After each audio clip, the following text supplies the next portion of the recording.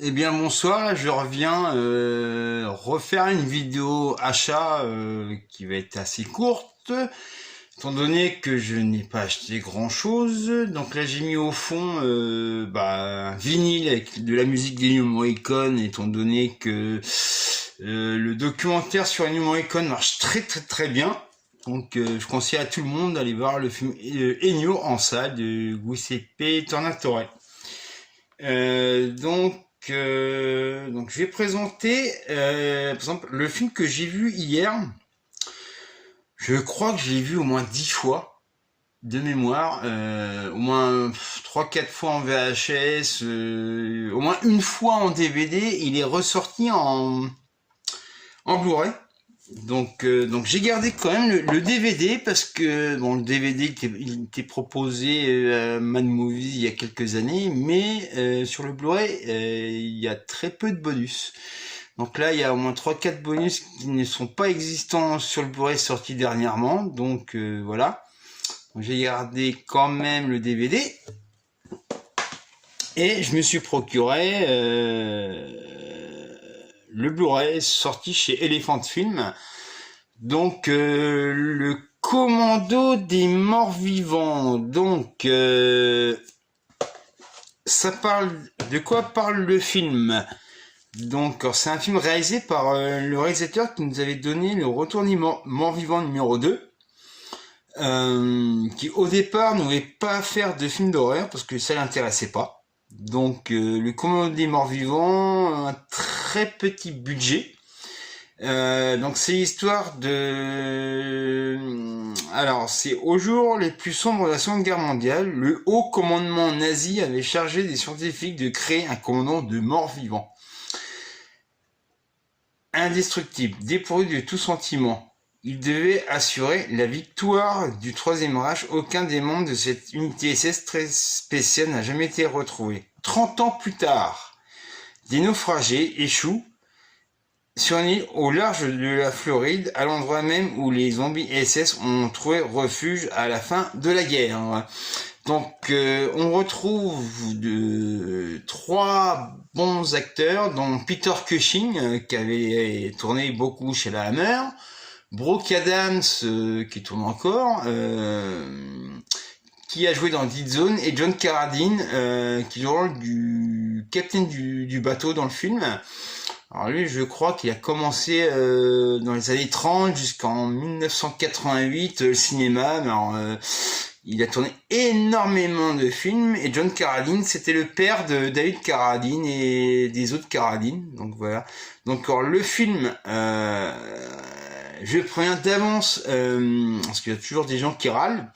Il a été restauré et le grain du film a été gardé parce que le réalisateur avait dit non, je le tourne comme ça et point barre quoi. Donc ce qui est bien, c'est que même restauré, ils ont laissé le grain du film. Donc après, il y en a qui disent ouais, le grain ça m'emmerde, mais non, faut quand on regarde un film, faut savoir comment le film a été réalisé et respecter de la façon comment le film a été réalisé. C'est pour ça que je suis pas contre le 4K, mais contrairement à ce que disent certaines personnes, le 4K, c'est pas bon du tout pour les films tournés en pellicule. Je le répète, et voilà, et bon, ça va pas plaire aux gens qui sont au 4K, mais voilà quoi, le numérique, voilà, 4K, ouais, d'accord, mais en pellicule, ça bousille tout, quoi, mais bon... Ça, c'est les gens qui n'y connaissent rien en cinéma, quoi, qui ramènent leur grande gueule, quoi. Donc voilà, donc je conseille ce film-là. J'ai touché à une vingtaine d'euros. Je l'ai revu hier. C'est un film qui est devenu culte en quelques années, quoi. Alors, quand il est sorti, il n'a pas marché du tout. Voilà, donc je le conseille. Donc niveau achat, donc je vais vous présenter un peu de BO.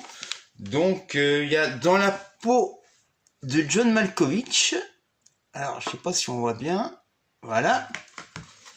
Le colonel Jabert, la version d'Ivangelo. Alors il y a The Assassination of Jesse James.